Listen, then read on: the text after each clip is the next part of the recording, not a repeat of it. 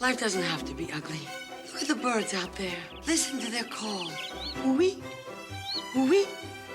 This is the story of Beverly Sutphin. Scrambled eggs, anybody? A devoted mother. I'm so happy I could chip. You know how I hate the brown word. A loving wife. You think the kids are awake? We could be very quiet. I'm ready. Honey, you're hot tonight. And a suspected murderer. Oh, kids, are you doing your homework? How did America's #1 mom turn into one of America's most wanted? Is she really guilty? Are you a serial killer? Chip, the only cereal I know anything about is Rice Krispies. Is she the only one with a motive? Believe that damn litter bugger. Give her a happy face. Or is there someone else I'm stood up. I'll kill that jerk. with an axe to grind? Now I'll never get a boyfriend.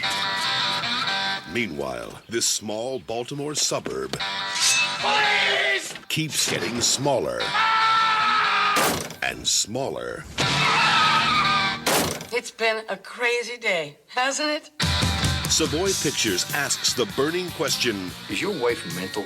is Beverly Sutphin just a sweet suburban housewife? I don't know what it is about today, but I feel great. Cookie? Or is she serial mom? Cool. Is she in a band? Kathleen Turner, Sam Waterston, and Ricki Lake. Serial mom. Every woman wants to be wanted. Just not for Murder One. Beverly, I've read all about this. Is it menopause? Bad to the bone. Bad to the bone. Bad.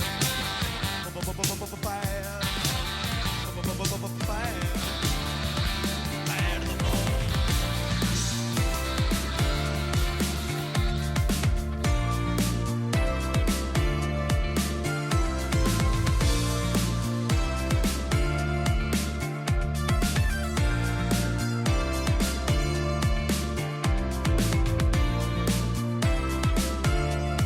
Welcome to Dorking Out. My name is Sonia Mansfield, and are those pussy willows?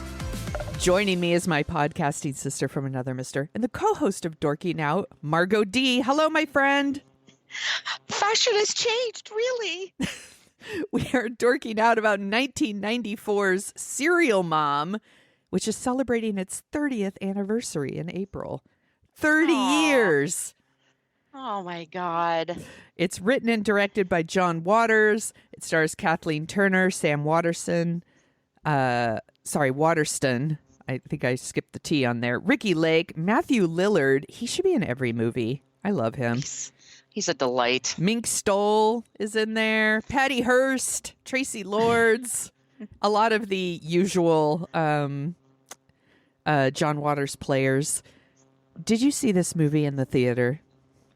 Yes, I absolutely did see this in the theater. Me too. I was excited to see this movie. When I saw the trailer and it's Kathleen Turner running down the street with a knife, I'm like, this is something my brain needs. Also, like, Hairspray had come out before this, and, like, I'm sure we were all, like, in love with Hairspray, and Crybaby, that was out in between, so yeah. Yeah, Crybaby, I don't know if I could revisit the Johnny Depp of it all, but I remember liking it at the time. I actually saw the Broadway musical of it. Oh, how was it? Not great. Oh. Wah, wah. You know, they're tough to adapt. Yeah. I wanted to talk about this movie because I had gone to LA and I went to the Academy Museum, and there was a whole John Waters exhibit, and it was so fun. They had all the like hand-drawn posters that they had done to promote his early movies and for his casting calls, and just a lot of stories about all the different people in the movie and all the costumes, a lot of stuff from like Hairspray and this movie. And they had like a QR code where you could like scan that, and then you could take a selfie that makes you look like Tracy from Hairspray or Divine from one of the movies. It was really, really fun. I posted some on my Instagram, and I was like, we should talk about Serial Mom, because this is a movie that I really, really liked when I saw it. Now, stay with me. I'm not saying I don't like it now. I thought it was really funny at the time, and so much of that was just the concept of it. The idea of like a mom that wants things to be so perfect that she goes around and starts like murdering people to keep it perfect. And this time during this rewatch, I was like, they could remake this movie and go even further. Especially the recycling, you know. Yes. Because I'm telling you, like, we recycle in my building, and when I see plastic in the paper thing or styrofoam in the glass thing, I want to, like, choke somebody. I Yes. just, like, this is not how we do it in this building. Yes. They could absolutely remake this movie now, and I would watch it. I think it's ripe for a remake, actually. They did Hairspray. They could do this one too. They can make it a musical, seriously. Because I think this one has like, there's a really good story here, and I really like I like this movie. I like it. It's like, it's real tight. It's like 92 minutes or something. And that's because there's like, it starts where she's already like bananas. Like, we don't see how she gets there. There's no like, you know, and then she snaps and she just starts killing people. She's already bananas. She's already harassing the neighbor for some strange reason. Oh, actually, we know why. Because she stole a parking spot from her. She's making these like really, really nasty, obscene phone calls and like sending her shitty letters. And it's Kathleen Turner's having a really good time in this movie. She looks great. Yeah. She looks like she's having fun. You need somebody like of her caliber to really enjoy like the craziness of it all. Yes. She kind of roots it down in a reality, because she can also, let's be clear, she's one of the better actors that Waters has had. Yes. Sometimes it's like a lot of his friends are in a thing. Yeah. You know, and she's truly a trained actress and knows comedy and just like you said, she's having a ball. She is. And I do love Sam Waterston as her husband. He's so clueless and then so supportive.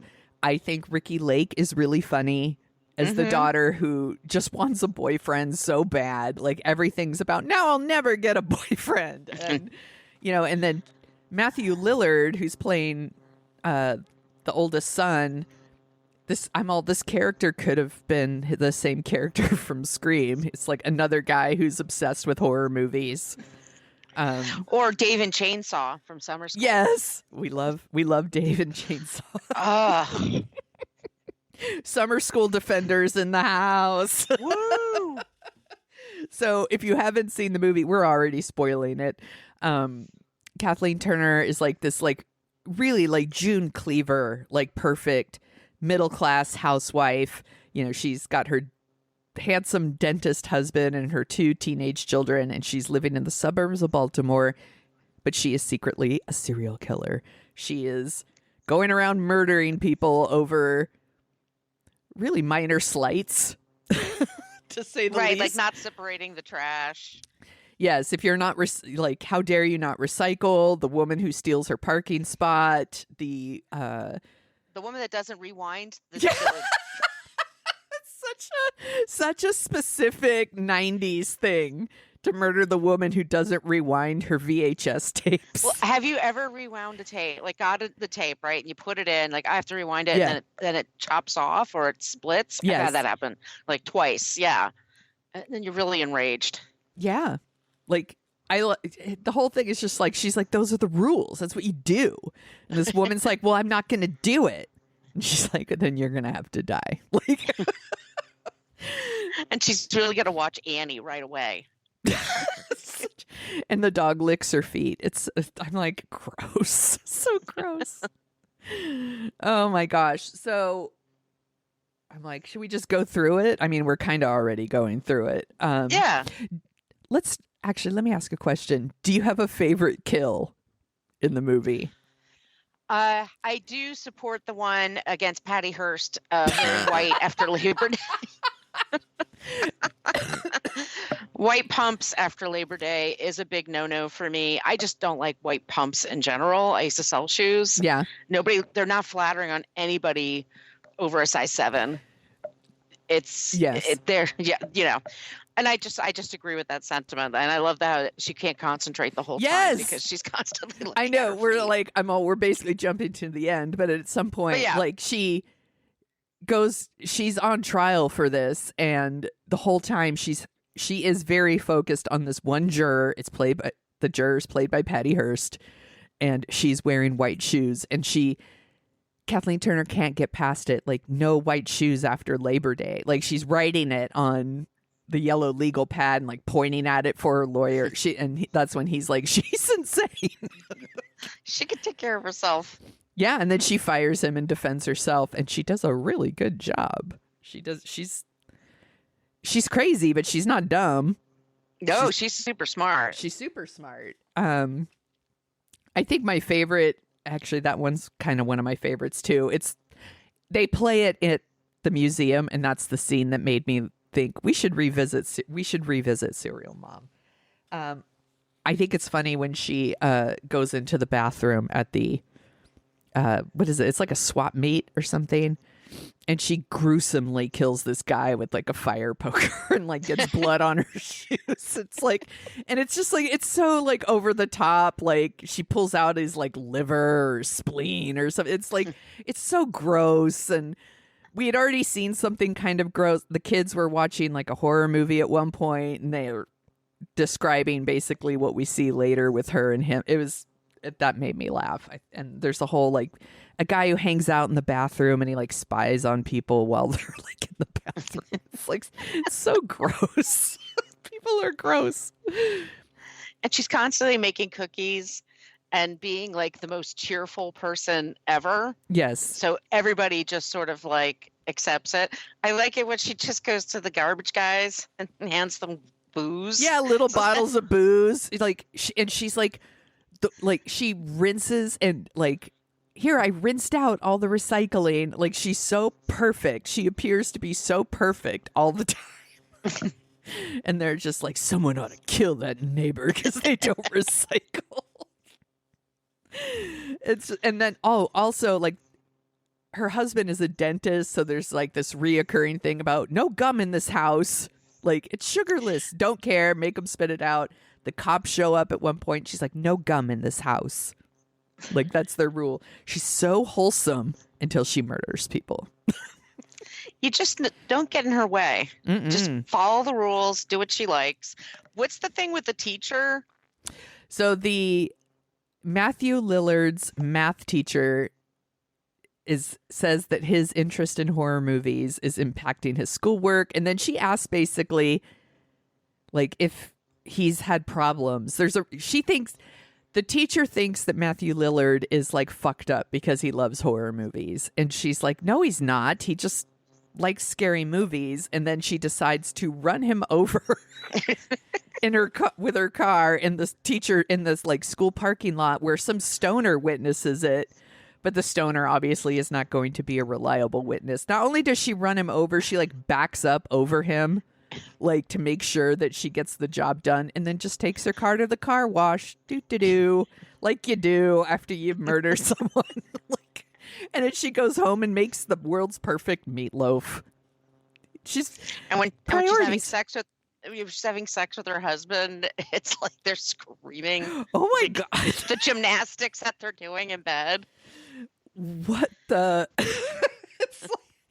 Because he's like, she's got a lot of energy. She's got a lot of energy. I guess the murders are really turning her on.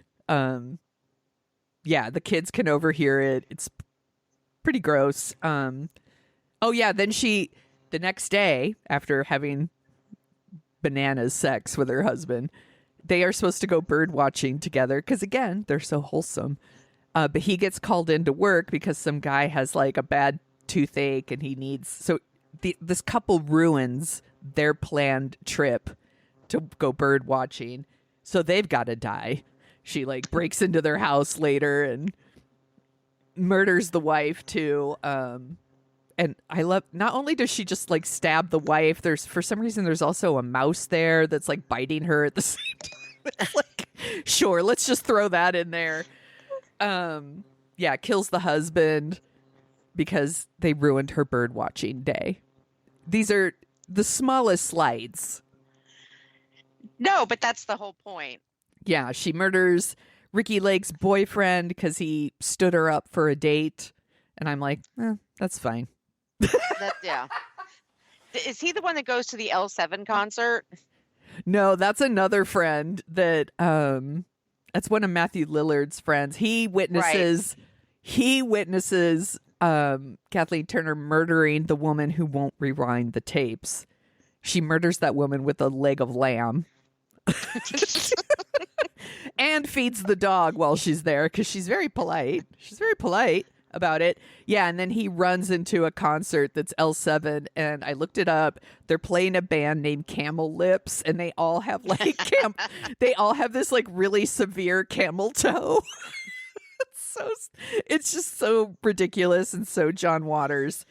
And he dies in like such a gruesome way. She lights him on fire. And then the band spits booze on him to keep the fire going. And the crowd's like, serial mob, serial mob. It's I love these mid-afternoon concerts. Yes. In these movies. Yeah, I thought of School of Rock when we talked about School of Rock. And it's like, sure, that Battle of the Bands is like happening on a Wednesday. Like 2 in the afternoon. Yeah. You know, that's when everybody goes. Everyone goes to their Camel Lips concert Sunday after church. I think it's after that she's arrested, and that's when she goes to trial. And she just attacks everyone on that stand. Like, she defends herself, and she just dismantles their case piece by piece. Like, she points out that someone's drinking all the time, or what's the other one? I forget. Anyway, I forget. Yeah, sorry. Mink Stoll. I love Mink Stoll in this movie. She's hilarious. Yeah, actually, that's one of my. Is this the cocksucker house? Stop calling me. I love how she loses it on the stand. Like, she's on the stand, and Kathleen Turner is just like antagonizing her to the point where she starts losing her shit, and starts blurting out, like, you know, calling her, you're a motherfucker, you're a cocksucker, you ugly whore. And she gets like dragged, you know, out of the court. The stoner girl is too stoned to defend, like, to even testify. The garbage men take her side because they think people should die for not recycling. They like go through one of the cops' trash and they find his copy of Chicks with Dicks. And, you know, he's like, I'm a married man and you shouldn't judge people by what they read. And that like proves her case that she should be able to read murder books, which, by the way, every white housewife reads murder books and watches murder shows and crime documentaries. I'm telling you, a remake, it's prime for a remake. Yeah. The pervert in the restroom, she basically just sits there and like flashes her vajayjay at him while he's on the stand and he can't control himself. It's ridiculous. It's just, this is a very silly movie. Suzanne Summers is like going to the trial every day because she's going to star in the TV movie. She looks beautiful, by the way. Oh my God, R.I.P. What a gorgeous lady, and very funny. Yeah, she's very funny, and the judge is like, I loved you in Three's Company. Like, her kids are totally cashing in on her serial mom fame. The Ricki Lake is selling merch. Her boyfriend is a reporter, I guess, for one of the Baltimore papers, and he has already written a book called Serial Mom, and all these moms are lined up, and they're like, can you sign it to a future serial mom? Because all these moms are like, some people deserve to die. We got to clean up around here. Yeah. Matthew Lillard is basically her agent now. Like, he's like making deals for her to appear on talk shows. He's made the deal where Suzanne Summers is going to play her in the movie. Meanwhile, the husband is just like, he wants her acquitted, and she does get acquitted, but then they're terrified of her after that because they know she's super guilty, and they're she's just like, a sociopath. yeah, and they're like, just don't piss her off, everybody. Yay, mom's coming home. And then we get I mean, it might be my favorite scene in the movie where she attacks Patty Hearst. Poor Patty Hearst. Yes, but she's absolutely right. I mean, it's No, please, fashion has changed. no, it is not. And her husky voice is so amazing. Kathleen Turner. Yes. My friend Ron worked on one of her autobiographies, and he said they were at a Barnes and Noble in the back, the stock room, getting ready to go out to sign books, and she lit up a cigarette, and he goes, "Oh, there's no smoking here." She says, "Oh, but I am." What are you going to do? Arrest me for smoking? Right. I mean, it's just like, I'm Kathleen Turner. I want to smoke right now. Yeah. And she's really good in this. She's great. She, like I said, she has the acting chops. Yes. But she's also, like you said, having such a fun time with it. She doesn't take it too seriously. She's playing the character to the hilt. Yes. And it's a satire, and it's supposed to be over the top and silly. And it is. And it's fun to see her do it. Yeah. Yeah. And she hadn't played a role like this. Well, I don't know if she'd ever played a role. I mean, the closest I could think of is maybe War of the Roses, where it's like there's some like over the top kind of. Oh, that movie's very over the top. Yeah. But I don't know if like comedy wise, like I think maybe something like this is why she got on Friends later, because they realized like she can do just straight up comedy. Yeah, I'm going to list some of her movies later, but the other one I could think of was The Man with Two Brains. I've never seen that. Like, I think The Man with Two Brains is really, really funny, and she is like she is Steve Martin's character's like beautiful wife, but she's a very bad person. She's really, really funny in it. I haven't seen it in years, but we could do it sometime because I think it would be fun. I read that Meryl Streep, Kathy Bates, Glenn Close, and Julie Andrews were all considered for this part. I think Julie Andrews, Julie Andrews in particular, I was like, that would have been really interesting. Because she did that movie where she flashed her boobs. Remember? She was married to Blake Edwards. Oh, yeah. SOB. Yes, that's right. Yeah. I think any of them. Absolutely. I like Meryl Streep when she does comedy too. Me too. Like I want us to do She Devil one day because I just super love that movie.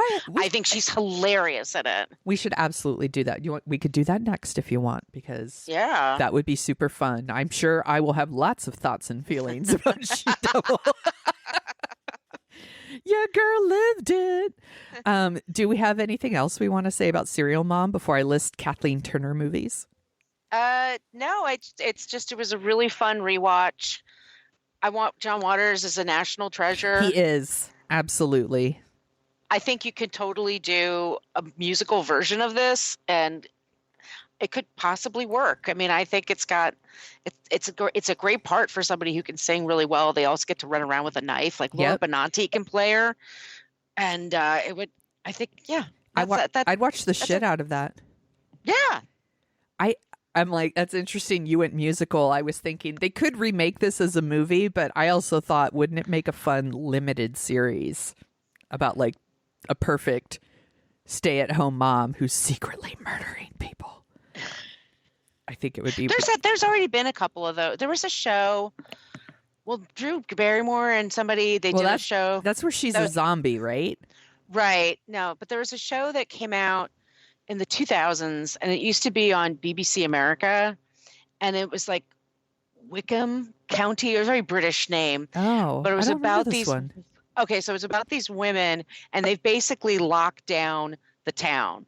Like they keep their men, they give their men boner pills, Viagra, at certain times. Boner pills. They have like they put Prozac in the water. And then they basically they blow up people, and they're like a gang, and they try to keep everybody in check. And it's a bizarre comedy about, like I said, four or five British women who just if you don't do your yard correctly, they'll firebomb it, and it's and everybody's just, they just run the town, and it's hilarious. But I don't know. It's not. I guess it's not a concept you could carry on for several seasons, but like a limited series would be great. Yeah. I don't know what this show is, but I'm going to track it down because maybe it's something I would be interested in. So I've got a list of we have already done John Waters because we did Hairspray. So I decided, and we've done a lot of 94 movies. So I went with Kathleen Turner movies. Body Heat. Yep. Great movie. Really good. If you haven't seen it, we already talked about The Man with Two Brains, which we should do sometime. We did a whole episode on Romancing the Stone, which we loved. Best movies ever, especially of the 80s. So She's good. Fantastic in that. Yes. And then there was a sequel called Jewel of the Nile that is a movie Not that that exists. Not that great. Somebody recently shared the music video in our What a Creep group from that movie, the Billy Ocean one with Michael Douglas and her and Danny DeVito pretending to be the backup singers. It's the most 80s shit you've ever seen. When the going gets It's tough. tough. I used to I love think it was that Angela song. posted. Yeah. Love that song. I like Billy Ocean, man. Me too. Me Yeah. too. I was a fan. Other movies, Pritzi's Honor. Great movie. I haven't seen it in so long, but I loved it when I It's saw fantastic. it. Yeah, it holds up. She did the voice, of course, of Jessica Rabbit in Who Framed Roger Rabbit. A classic movie that I am shocked they never made a shitty sequel of. It's so fucking good. Yeah. It's so good. We did that one already, I think. I'm sure we did. Yeah. She also did Switching Channels. Do you remember this one? Oh, I know this one because it's Christopher Reeve and Yes. her and Burt Reynolds, and she and Burt Reynolds hated each other, and she has a whole thing in her book about how much she hated him. That doesn't surprise me, actually. They No. seem like they wouldn't get along. It was a remake of His Girl Friday, if I remember correctly. Yeah, and it's at a cable station. Yeah. I love Christopher Reeve. Everything is great about everything Christopher Reeve does is great. Yeah. I love Christopher Reeve. Yeah. We R.I.P. already talked about War of the Roses, which I know is on our list. We'll get to it someday. The Accidental Tourist. Never seen it. I saw it when it first came out, and I was like, sure, that's a movie. Gina Davis won something for it. If I remember, she won Best Supporting Actress. I was too young for that movie, I think, when it came out. I actually might like it more now than I did at the time. I was, like 17, 16-year-old Yeah, Sonia it looked wasn't like really into The Accidental Tourist. It looked like a bunch of mopey adults. Yes. Like, who needs that when you're, yeah. It reminds me of, I think, maybe this was the same year 16-year-old Sonia went to see The Last Emperor. Like dragged a friend to see The Last Emperor because it was nominated for Best Picture. And my friends were like, what the fuck, Sonia? Okay, two more. V.I. Warshawski. My mother loved that movie. Yes. Yeah. I think I wanted to love it when I saw it. Again, I bet if I rewatched it, I might appreciate it more now. And then the last one is The Virgin Suicides. Oh, that's a laugh riot. Hilarious. It's hilarious. Stone cold bummer. I just watched that movie again last year after I saw Priscilla because I was on a Sofia Coppola kick, and it's a really great movie. It's beautiful. Everyone's so good in it. Biggest fucking bummer ever. Ugh. Anyway, that's our list. All right. Do you want to hear about the top 10 songs that came out for this week in April 1994? Yes. All right. We're going to start actually with 11 because you got to do it. It's Snoop Doggy Dogg, Gin and Juice. I love that song still. Still love it. Number 10, Streets of Philadelphia, Bruce Springsteen. That one's so fun to dance to. Puts you in such a great mood. Yeah. Number 8, Richard Marx, Now and Forever. I don't remember that one, but I did love I don't Richard Marx either. back in the day. Number 8, Prince, The Most Beautiful Girl in the World. I love that song. 7, Salt and Pepper, What a Man. That song is great. Fucking great. Number 6, All for One, So Much in Love. I don't remember that one, but I remember the group. Number 5, Celine Dion, The Power of Love. I mean, come on. Come on. Number 4, Crash Test Dummies. Mm. Everybody would walk around doing that. You couldn't. What a fucking earworm. Yeah. Number 3, Mariah Carey, Without You. Never Forget You. I don't remember this one, but I bet if I heard it, I'd be like, of course. Yeah. Number 2, The Sign, Ace of Base. Great song. Couldn't get away from that song. It was great. Ace of Base was everywhere. They were everywhere. And then number 1, R. Kelly, Bump and Grind. Ew. Sorry, I everybody, to know. even mention that name. Blech. But that song was everywhere. He was everywhere. Yeah, he was. Blech. Anyway, what else are you dorking out about, my friend? So on Hulu right now, they just put on for streaming Poor Things with Mhm. Emma Stone. Emma Stone. Yeah. And I watched half of it and then I came back to it today. I have a lot of feelings Yeah. and thoughts about this movie. I'll say it's weird to watch it with commercials because it's a very sexually graphic movie.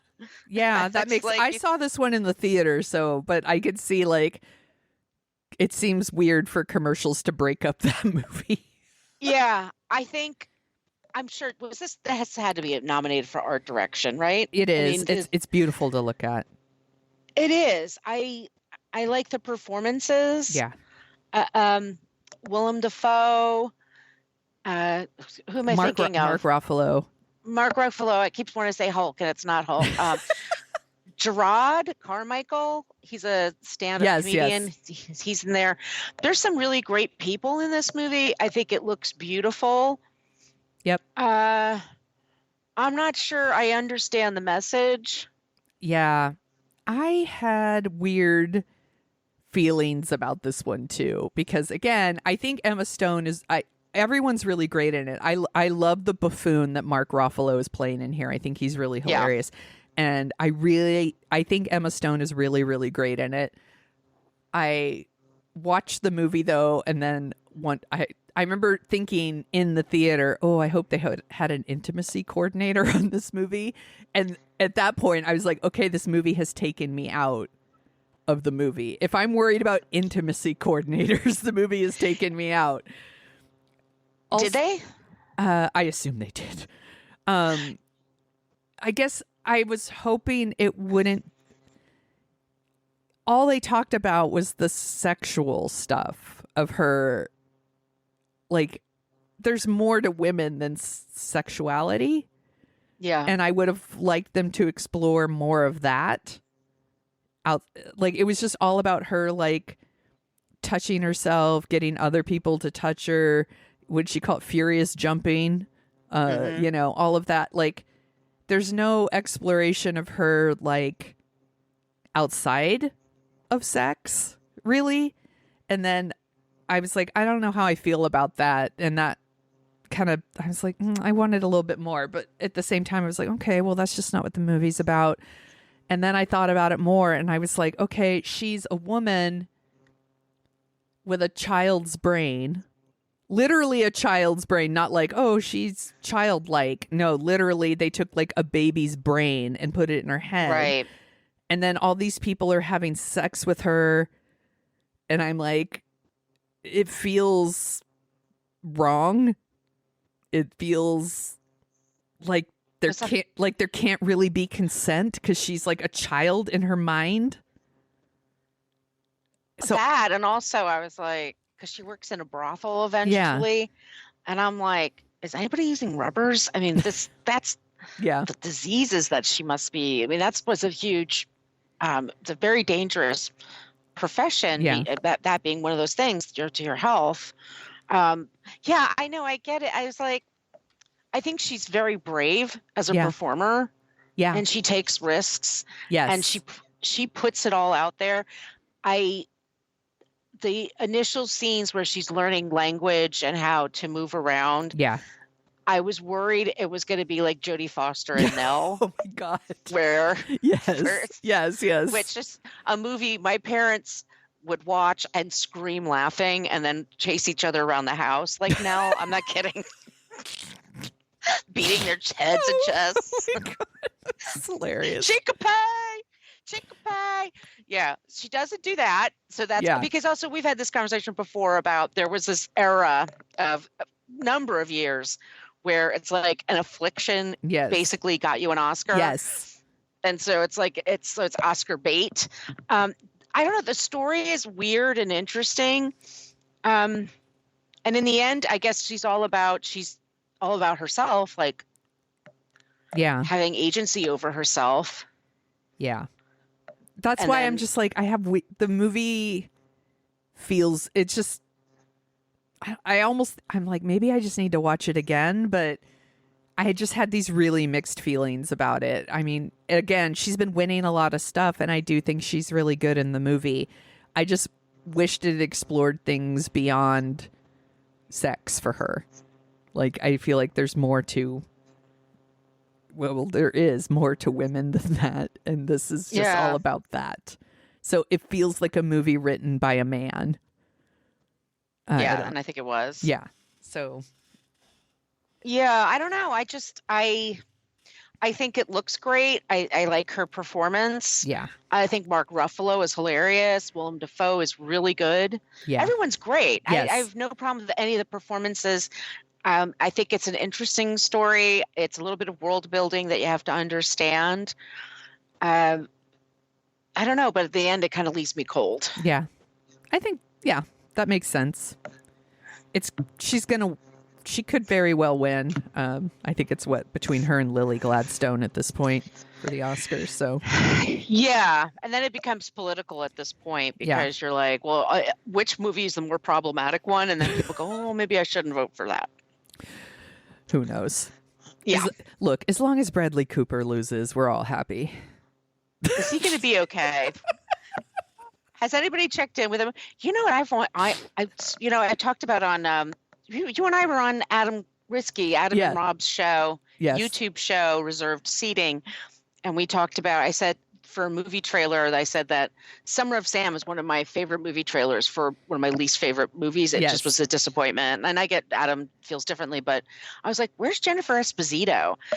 She was in that movie. And then she was married to Bradley Cooper. Was she? I don't remember. She was great though. She was one of those people that when she showed up, she was always good. She was always good. Yeah. But they were married for less than a year. And there's always, yeah. So, I don't know who's going to check in on Bradley Cooper when he doesn't win. Yeah. We've talked about this in one of our What a Creep bonus episodes. I was like, my favorite thing of the award season is watching Bradley Cooper lose. And here's the thing. I don't even hate Bradley Cooper. No. It's just that Maestro is so thirsty. And it was such a transparent Oscar bait that something about him losing makes me laugh. I'm a bitch is what I'm getting at. No, but you know what? We all, especially those of us that talk about movies and pay attention to movie news and things like that. There's some stuff you get really sick of, and we all have the same thing. There's going to be the Oscars, right? The day after, it's going to be post-Oscar coverage, and then within a week, you don't remember who won.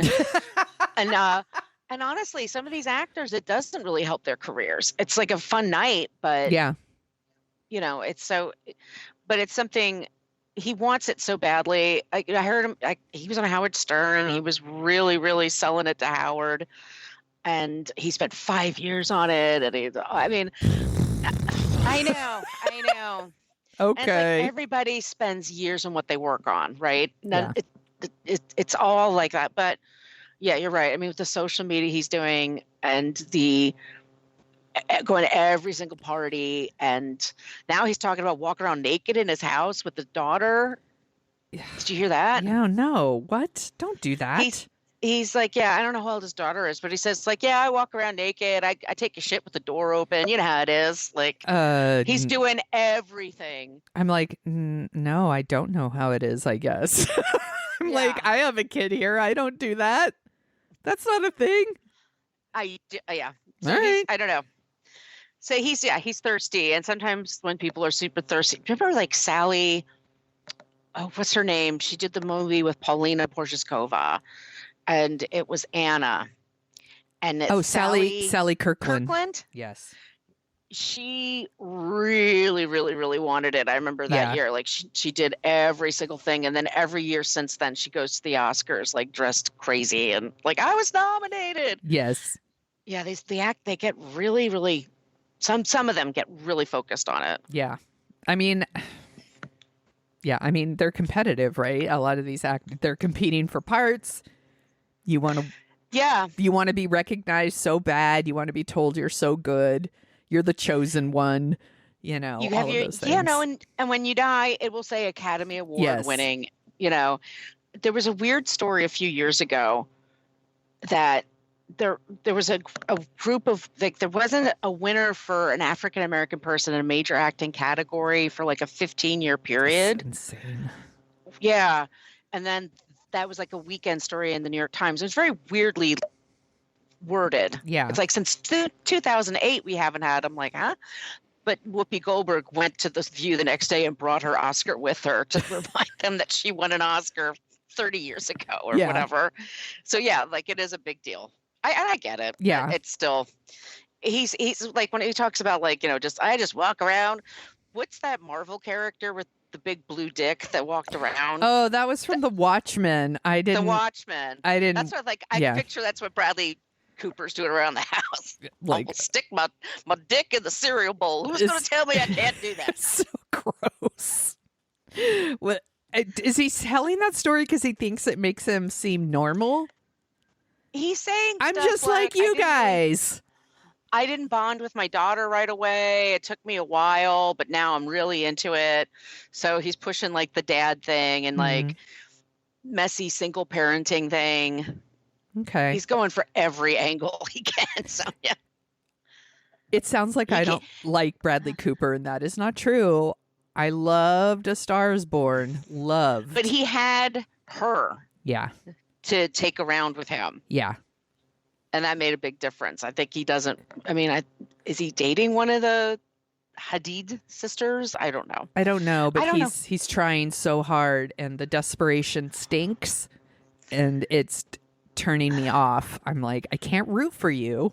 Also, I can't. Right. I won't even watch that movie. Just even the previews, I'm like, no, thank you. No, it's thank a snooze you. Fest. Yeah. Hard pass. Are you watching anything else? Yeah, so we have to talk about Love is Blind. Yeah, we do. Wow. So Sonia's been on my case because I watched it the first couple seasons, and then the Nick and his wife, like, they got on my nerves. Nick and Vanessa. Vanessa, thank you. So this season, I'm like, all right, I heard some good things. I'll go check it out. And I was saying, did we say this probably on our other podcast? But I like it when they're in the pods Yeah, and it's they're super dating interesting. each other. That's the part that's great. I think the part that, okay, now it's a month later and you have to get married, like on this date in the middle of a heat wave, as it appears to be. Yes. Like, these people look like they're ready to pass out. Yes. They're in Charlotte, North Carolina. And I'm like, you just can't know somebody that well to make that kind of commitment. I mean, I'm happy. There's one couple that actually does it, but I feel terrible for the person that like gets turned down at the altar. This is fascinating because in a lot of the earlier seasons, everyone makes it to the altar. Everyone. And it's a yes or a no at the altar. That was, and I think it was like in the contract, like, this is the deal. You do it this way. And that's why people were doing it that way. The last couple of seasons, there's been a little like people not making it to the altar, like calling it off before that for whatever reason. This season, it seemed like kind of a record number of people didn't make it to the altar. Yeah. And then we end up with like two couples and one gets married. And I was like, that's a real wedding. Like, that family is bonded. They're intermingled. They seem to love each other. Like, I was like, good for them. Also, people are like, who's Amy and Johnny? I don't even remember them because they're drama free. They connected right away. They're into it the whole time. So whenever you see them, you're like, they're fine. Everyone else, there was all this drama. And the other couple that makes it is AD and Clay. And he says no at the altar. And she's clearly very shocked that he says no. And she's right to be shocked because every indication he's giving her while they're up there is that he's going to say yes. And then he says no. But before that, before they even get to the altar, he's all the red flags for her. Like, her love, she says, my love was really blind. And I was like, yeah, it was. Because he's telling her every 5 seconds, like, I'm probably going to cheat on you. I'm going to cheat on you. I have a bad history, that I'm dealing with. Like, Yeah. I have basically, I have intimacy problems. I don't have great examples of good relations. What did you think of his parents talking? I was fascinated by this. It was like the deepest thing the show has ever done was because, so the whole thing with Clay was his parents were married for like over 20 years. The dad cheated on the mom a lot. In fact, he used to go on these like affair excursions and use his son as cover, basically, to like cheat on his wife. And because of that, Clay just doesn't know if marriage is really the commitment that it should be. Like, he was raised in a home that marriage didn't mean shit, basically. And the mom is there and she calls out the dad, like, you need to talk to your son. You did this. He's afraid to commit because of what you did. And she was very real with him and actually gave him, I thought, a lot of grace considering what he did. And I was like, that's a woman right there, like a grown ass woman. And if she wants to date, she should be the next Golden Bachelorette. But like, I was really impressed with how she talked to Clay's dad about it. And I was kind of surprised that something like that is on Love is Blind, because the show's not about the parents. Like, no, that's not normally a thing. But it was interesting, and it was an interesting conversation they had. They were married for like 25 years. Yeah. But he was a serial cheater. Yeah. And they just kind of had it out in a conversation. Like, she's like, this is what happens. This is the example you set for him. Yeah. And this is, you hurt me. You hurt all of us when you did that. And yeah, it was interesting. Yeah. It was an adult conversation. Yes, exactly. And I felt so bad for AD, but at the same time, I was like, Clay is not the person for her. And I felt so bad for her when she says, like, I thought it was my turn. Like, and she's like, I want to be picked and we can all say, like, well, that's the problem, girl. You don't need to be picked. Like, all those things. But when you're that age, you feel that. I used to feel that. I used to go to weddings when I was in my 20s and 30s and be like, when's it going to be my turn? When will I be picked? I want to be in love and do these. You want those things. And it's okay to want those things, but you also have to realize that you're okay without. You have to be okay with yourself. And I hope AD gets to be okay with herself. I think she should be the next Bachelorette. She is one of my favorite people that's ever been on Love is Blind. Like, I think she's funny. Yeah. She's funny, smart. Yeah, she has great eyelashes. Yeah, she has great fashion. She's beautiful.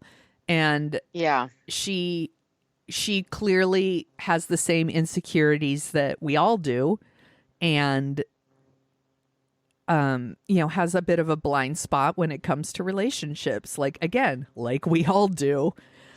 Yep. And I find Love is Blind to be a very interesting experiment. Like, when they put them in these pods, which you are right, that is the most interesting part.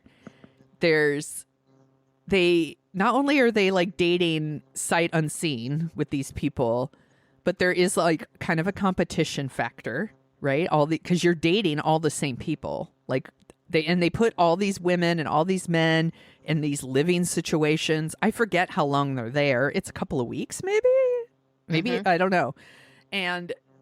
they all start it's the same with the Bachelor and the Bachelorette. They all kind of start feeding off each other, like, and then there's this like, well, I want to be picked, I want to move on to the next level. And are they really at that point, you know, are they really there for the quote unquote right reasons? You know, are they there because they really want to find their person and be in love, or are they there because they just want to be on a reality show and they want to get to the next level? And so there's like that factor.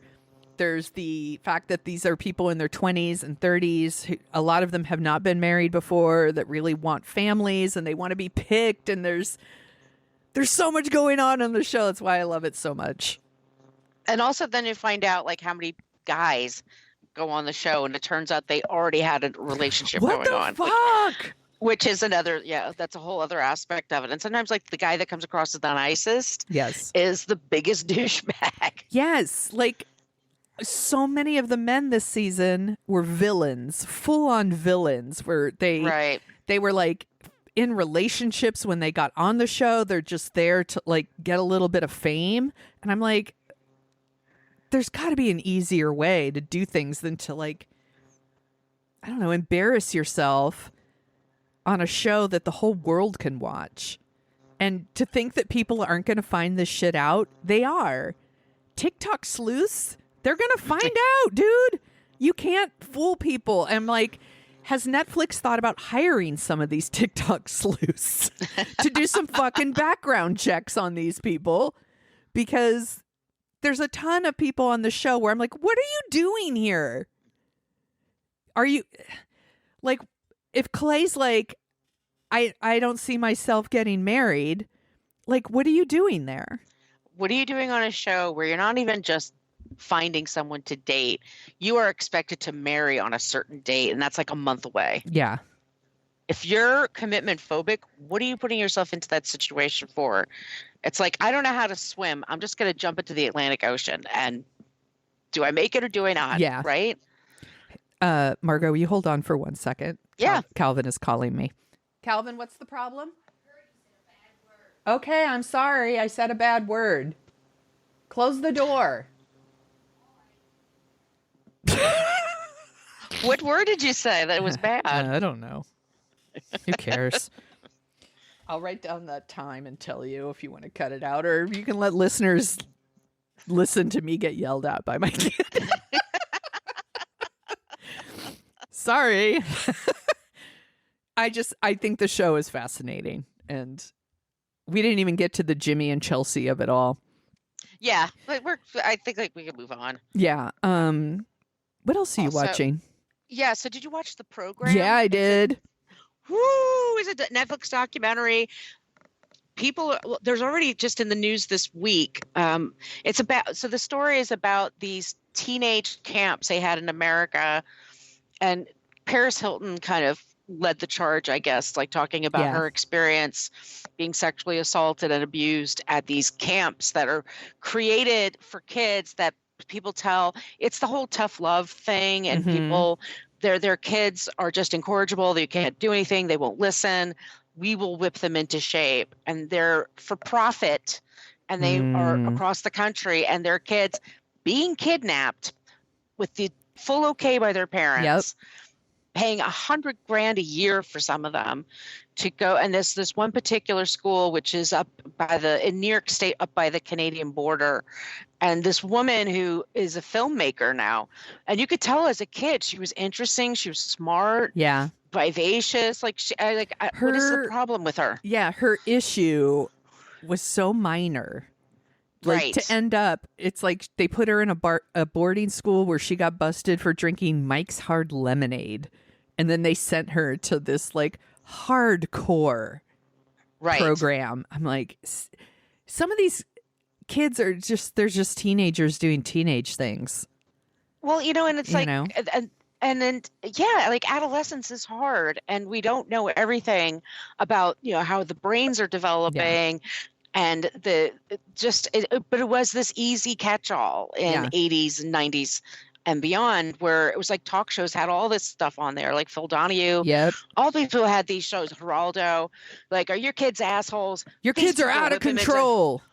Right. And people scream from the audience, like, they're just, stealing cars and they're doing drugs and we got to teach them or no one's going to learn. And nobody thinks of the long-term Right. consequences of what you do to a 15-year-old when they're deprived of like food and nutrition and their minds are being, they're being emotionally, exhausted on top of all the other ways they're being abused. It's just, and this one, she has, I think, she's very talented filmmaker. Yes. She has this talent for empathy. Like there's times where she talks to a person that was a worker there Mm-hmm.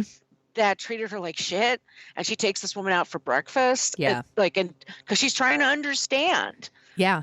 what happened. But what happened is that the people that ran the place just left it and they just took off. It was shut down. But they didn't destroy tapes. I They didn't couldn't destroy the believe files. it. The amount of materials they had, Evidence. of footage, evidence of teachers beating students. It's unreal. They have all this evidence now, but there's one of the guys that she mentioned. She goes on and on about how stupid he was and Yes. mean. He just was fired from his job in Utah. Good. It's like 2 days after this came out. I'm like, there are so many of these, and I know people who sent their kids to Yes. these things, and they don't come back fixed. No. You know, it's terrifying that I can't imagine like going through that as the things they do to these kids. Like they can't make eye contact with people. They can't communicate with the other. They can't even talk to each other. They can't smile. They couldn't smile. They couldn't form friendships. It's awful. It's really, really awful. And you're doing that to some very vulnerable people. And they're They're there charging, for like years. I said, for years. And you start off with 0 points. But Yes. let's say I smile at Sonia, that'll take 5 points away from me. So and then all of that takes away privileges. If you get to a certain number, you're allowed to leave. And they tell the parents, Yes. oh, we're getting them into shape. And that's all the parents want to hear. Yeah. But- And then there was also this thing about you graduate from the program and you think you're getting a high school diploma and you're not. It's not a high school diploma. So all these people think they have graduated high school and they haven't. No, and they're in these rooms doing these online homeschooling, but it's not for anybody that has, what's the word I'm thinking of? It doesn't have a curriculum Yes. that is recognized anywhere. Correct. And these kids had to sit there next to each other all day doing this shit, and they had them do hard labor, and they had, and beating kids And and it's all showing about it. money. Money. It's all about the money, and they charge outrageous sums. And then you realize like the parents are just as caught into it as everybody else. Yes. But I don't have a teenager that in my life, I don't have someone that's incorrigible, but I think it was also kind of just an easy out. Yeah. Like just throw it, make it somebody else's problem. Yeah. Here, fix this for me. And it's just in the doctors that talk about, and the cult experts are like, that's just called adolescence. Like for some people, it's really hard, Yeah. and you have to treat them like human beings, individuals. I know that's hard to think of, but it's I don't know. I thought she had so much grace She herself. did. Yeah. And then even when she took time away from her dad, like, 'cause he was sort of like, well, we didn't know how bad it was. Yeah. So, oh, well. Yes. Which happens a lot. Like if it didn't kill you, what Yeah. doesn't kill you make you stronger? Right. Like people kind of like lean on that kind of bullshit. And it's like, she's like, no, I have, and she says CPSD. So it's compound post-traumatic stress disorder. Like, how do you learn to trust people under that circumstance? Right. And You're just no accountability from. right. She did interview some parents that took accountability for what they did, and they feel fucking terrible, obviously. Right. For what they did. But her dad appears to be one of those people that hasn't quite taken accountability for his actions yet. He's not being horrible to her, but he's not taking accountability either. He just can't allow himself to do that. Yeah. It's they can't it's face- frustrating.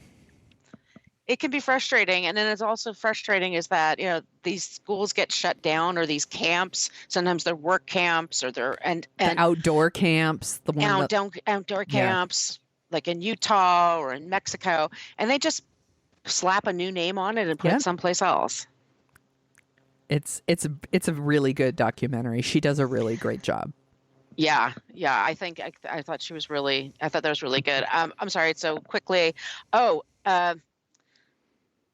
Daily Fail. Yes. Kristen, Yes. they check out the latest episode of Daily Fail, because Kristen Meinzer got the scoop from Kate Casey about what happened to Catherine, Kate. I need to listen. I want to know what happened. I'll tell you off the air. Okay. And then lastly, I listened because somebody recommended it to me. Madonna's brother, Christopher, who was what she did the what was the documentary that she did? Truth or Dare. Truth or Dare. Yeah. So he's all over that. Mm-hmm. He basically, they had a fracture in their relationship, and he did a tell-all book. Oh. And he does the narration, the audiobook. And I was listening to it all week, and I'm like, Madonna's a mess. Like she's, you'll be shocked to find out she has a really out of control ego and what? not much of a sense of I'm humor. so surprised. I'm going to have a heart attack and die from this surprise. I know. I just saw a picture of her. I'm sorry, a TikTok of her. She was at a crowd, and she's like, "Why isn't everybody on your feet?" And then she points to goes, "Oh, you're in a wheelchair." Well, that wasn't politically correct to me, was it? And then just walked away. Like, why isn't everyone on their feet? Because we're old, Madonna. No, somebody was in a wheelchair.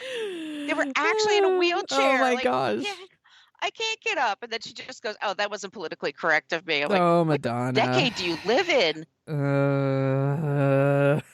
Also, start your shows on time, Madonna. Come on. Yeah. I have so many thoughts about her. That's it for me. Okay, I've got two things. One, speaking of Oscars, I watched American Fiction. Oh, have you watched that one yet? It is written, directed by Cord Jefferson, and it's got Jeffrey Wright and Tracy Ellis Ross and Sterling K. Brown. It is really, really good, y'all. Like I don't think the trailer does this movie justice, because the trailer is Jeffrey Wright is an author, and his books are not selling, and the only books that people want to buy from Black authors are these like really like I grew up in the ghetto like kind of books. So he writes one under an alias that's almost like a spoof of that kind of book, and it gets picked up, and like he kind of adopts this alias of like, so he starts pretending that he's like, I'm from the streets, and that sort of thing, and he's doing all of this to get money because actually he's dealing with a lot of family stuff, including like his mom has dementia, and it's really more of a family dramedy than it is this like kind of satire about book culture. The trailers make it sound like the whole movie is going to be about the fake book or the fake author persona. It's really not about that. It's in there, but it's really about this family, and like Tracy Ellis Ross is his sister. Sterling K. Brown is his brother, who recently left his wife because he's gay, and he's like living his new gay life, and how they all interact with each other. It has a lot to say about how we show up for family, the responsibilities and that are put on the women in these kinds of families. Like sometimes the men just kind of skate by, and it's the women who take on the emotional labor for families. Mm-hmm. It has something to say about that. It has something to say about our relationships and how we communicate with each other. It's really, really good. Everyone is so good in it. Jeffrey Wright is always great. Like, he's always great. He's nominated for an Oscar for this movie. He's probably not going to win, but he's so good in it. And Sterling K. Brown, I was like, if there was any justice, he's nominated for Best Supporting Actor. I'm like, I kind of want him to win. Like, no, but we know it's going to be RDJ. Yeah, I know. They've decided it's his year. This is kind of his like career Oscar. I mean, I also think Ryan Gosling deserves it too. I thought Sterling K. Brown was so good. He's just another one who's always good. He's always good, but I just thought he was so great in this. It's very good.